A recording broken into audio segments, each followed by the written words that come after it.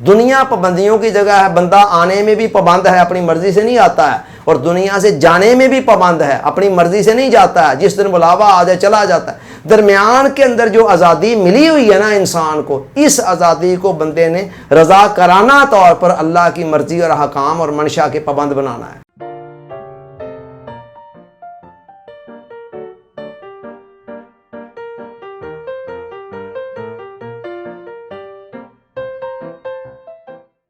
Dear audience, السلام علیکم۔ صحیح مسلم میں حضرت ابو ہریرہ رضی اللہ تعالیٰ عنہ سے مروی ہے کہ حضور علیہ السلام نے فرمایا الدنیا سجن المومن و جنت الکافر، کہ دنیا مومن کا قید خانہ ہے اور کافر کے لیے جنت ہے۔ اللہ رب العزت نے دنیا کی زندگی کو ہمارے لیے ایک امتحان گاہ بنایا ہے۔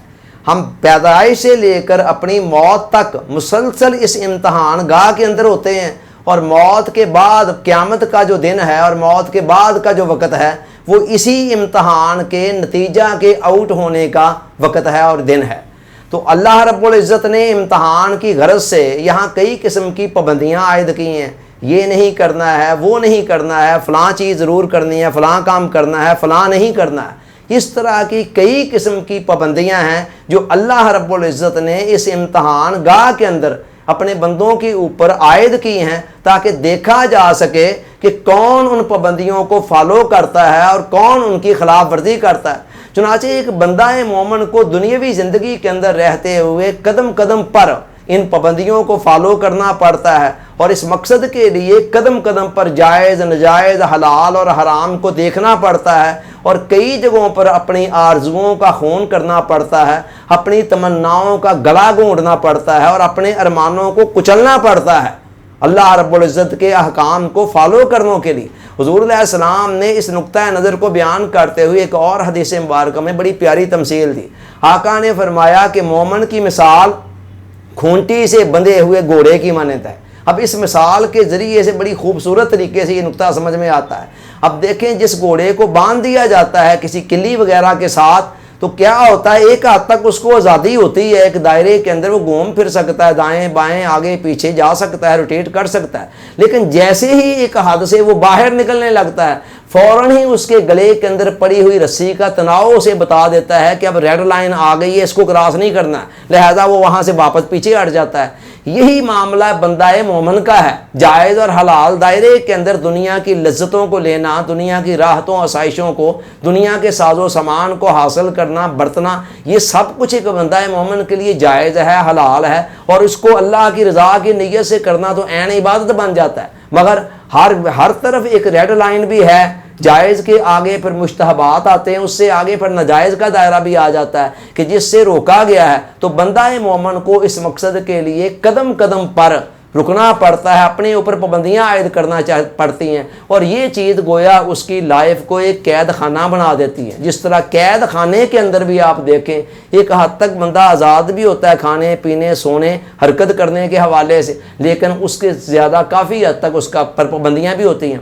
تو یہ چیز ایک قید خانہ بنا دیتی ہیں۔ دوسری طرف کافر کا حال ہے کہ اس کے اوپر کوئی پابندی نہیں ہے، حلال حرام اس کا مسئلہ ہی نہیں ہے، جائز ناجائز اس کا مسئلہ ہی نہیں ہے، لہذا جو چاہتا ہے کھاتا ہے، جو چاہتا ہے پیتا ہے، جدھر چاہتا ہے جاتا ہے، جس کام کو کرنے کو دل چاہے کرتا ہے، جس کو نہ چاہے نہ نہیں کرتا۔ یہ چیز گویا اس کے لیے دنیا کو ایک جنت بنا دیتی ہے۔